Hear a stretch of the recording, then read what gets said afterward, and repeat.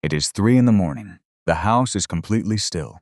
You are staring at the ceiling, feeling a very specific, suffocating weight pressing down on your chest.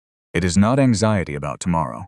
It is a crushing realization about today. You are looking at your life, the career you drifted into, the relationship that went cold years ago, the daily routine that feels like a script written by a complete stranger. You want out.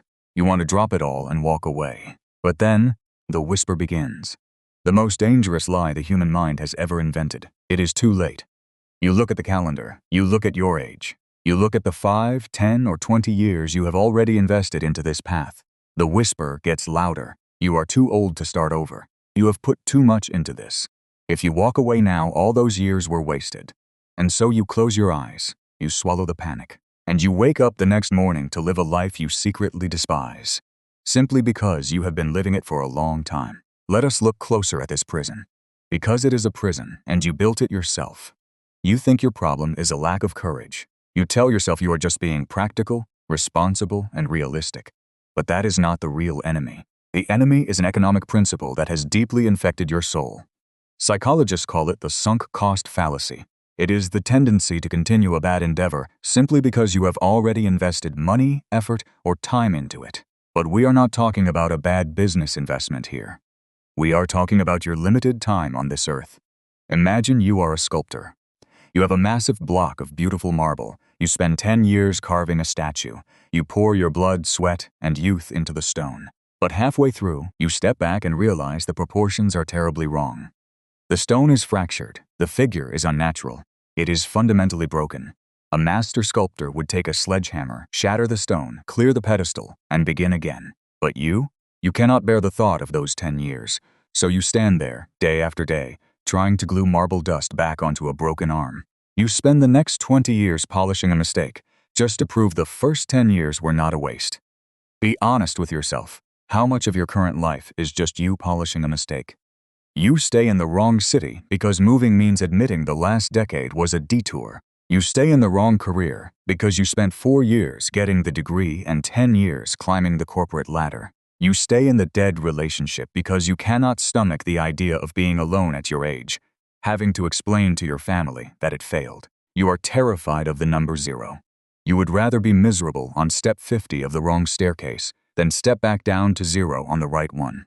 0 feels like death. It feels like an admission of absolute defeat. It means looking in the mirror and saying, I was wrong. And the human ego will do almost anything to avoid saying those 3 words. But here is what nobody tells you about the sunk cost fallacy. The cost is already sunk. The time is already gone. Whether you stay or whether you leave, those 10 years are never coming back. By staying, you are not saving your past. You are simply sacrificing your future to pay for it. You are taking the precious, unlived years ahead of you and throwing them into the exact same fire that burned your past. You are letting a ghost dictate the rest of your life. This is the tragedy of the modern mind.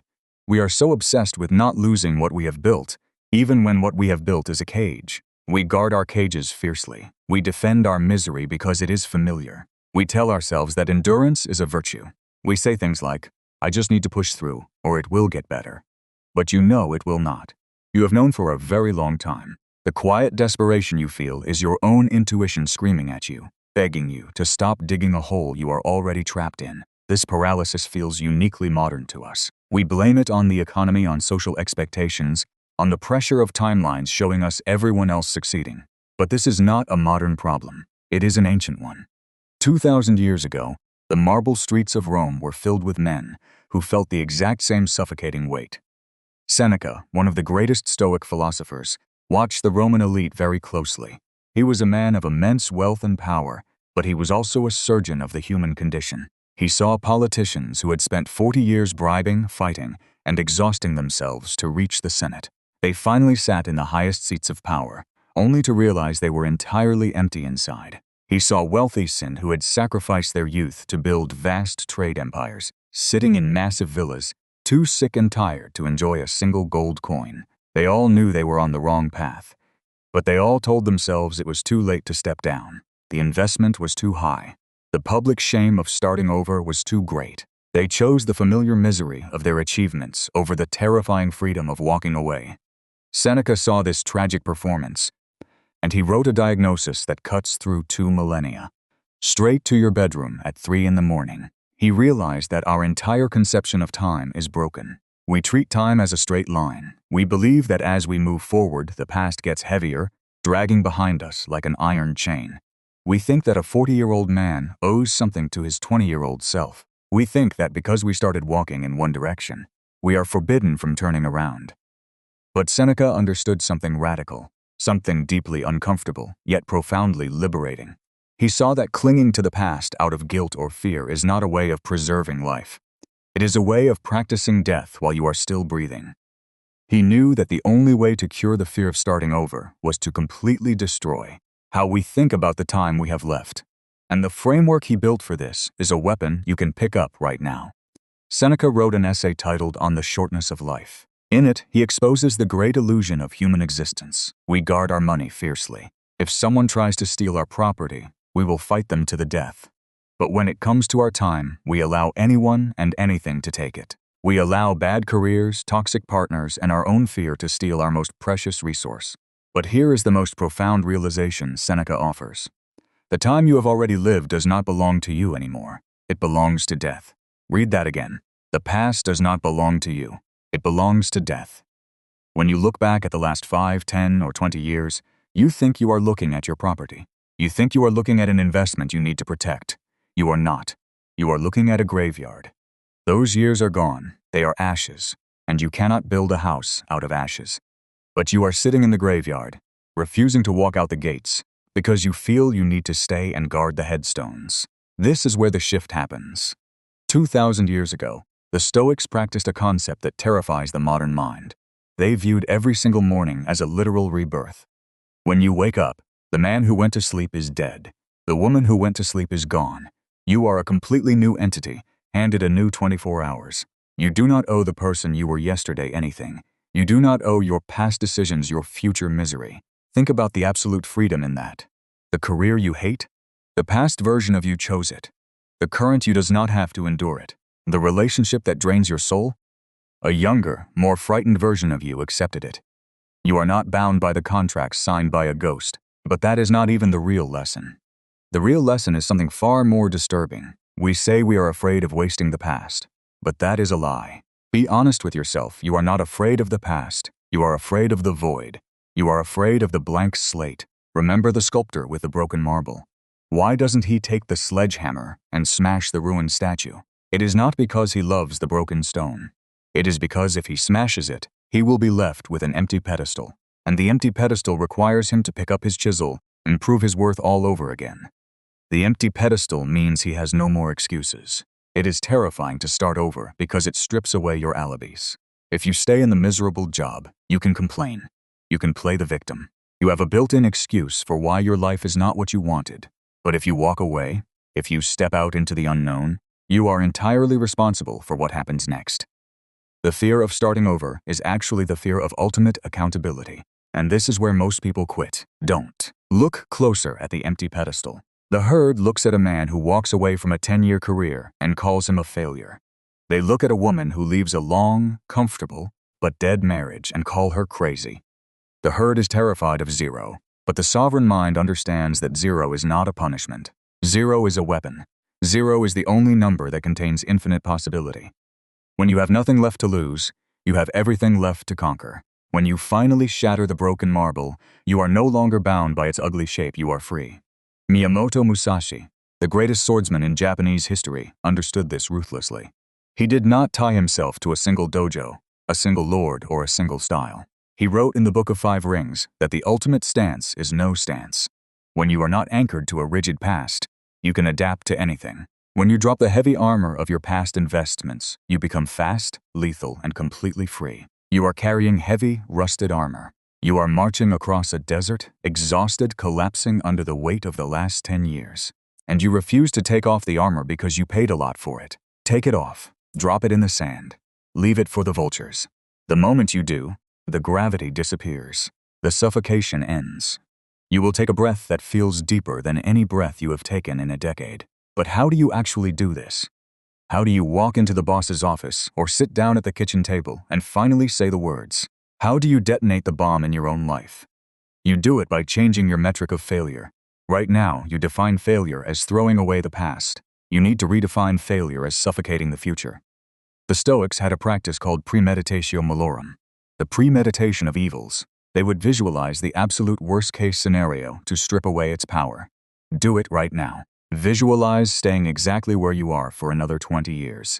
Imagine waking up at 60 years old, in the same bed, with the same resentment, driving the same commute to the same soul-crushing destination. Imagine the physical ache of regret in your chest. Imagine looking back and realizing you knew 20 years ago that you needed to leave, but you were too cowardly to do it. That is real failure. That is the only tragedy you need to fear. Failing at a new business is not a tragedy. Stumbling in a new career is not a tragedy. Being alone while you rebuild your standards is not a tragedy. These are growing pains. These are the sparks flying from the anvil as you forge a new blade. The only true tragedy is living a life of quiet endurance, waiting for a clock to run out on a game you never wanted to play. You must become ruthless with your own narrative. You must stop looking backward to calculate your worth. The ancient philosophers did not view time as a ledger where you balance past losses. They viewed time as a fire. The fire only moves forward. It consumes whatever you throw into it. You have been throwing your best wood into a fire that brings you no warmth. It is time to walk away from that hearth. Every time the whiff starts in your mind, every time the voice says, "We have put too much into this," you must recognize it for what it is. It is the voice of your ego begging for comfort. It is the voice of the prisoner, defending the familiar walls of his cell. Do not negotiate with that voice. The sovereign mind does not bargain with fear. When the voice says, "It is too late," you answer with the sledgehammer. You strike the broken marble. You do not ask for permission to change. You declare it. And this brings us to the forge. This brings us to the moment where the philosophy stops being theory and becomes flesh and blood. You are about to step into the fire. To step into the fire means you must stop intellectualizing your escape and actually make the move. It means sending the resignation letter you have drafted in your head 1,000 times. It means having the conversation that will break the comfortable silence. It means packing the boxes. It will be terrifying. The moment you strike the chisel against the foundation of your current life, your ego will scream. It will tell you that you are making a catastrophic mistake. It will remind you of everything you are giving up. It will tally up the years, the money and the status, throwing them in your face to paralyze you. Do not flinch. Do not retreat. This is the pain of the cure, not the pain of the disease. You are amputating a dead limb so that the rest of the body can live. And when the dust settles, you will look at what you have lost. You will look at the wreckage of the path you just abandoned. You will see the time that is gone, and you will look at it differently. Did you waste a decade climbing the wrong mountain? Good. Now you have the endurance of a veteran and the hunger of a beginner. Did you lose your savings building a life you secretly hated? Good. You just bought the most valuable, brutal lesson the world has to offer. You paid for your freedom. Are the people around you judging your decision to walk away? Good. Let them stay in their cages. Let their whispers be the wind at your back as you walk out the gates. Are you starting entirely from zero at 40, or 50, or 60 years old? Good.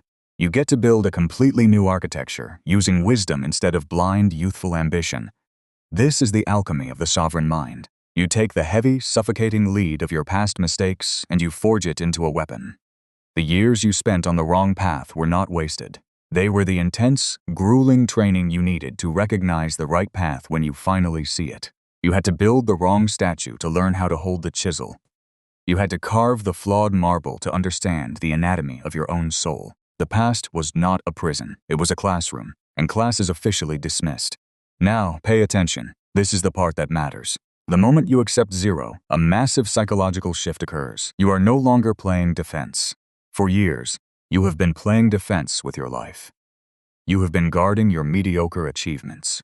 You have been protecting a status quo that made you miserable. You were a warden patrolling the walls of a dying empire. But when you walk away, there is nothing left to guard. You become the attacker.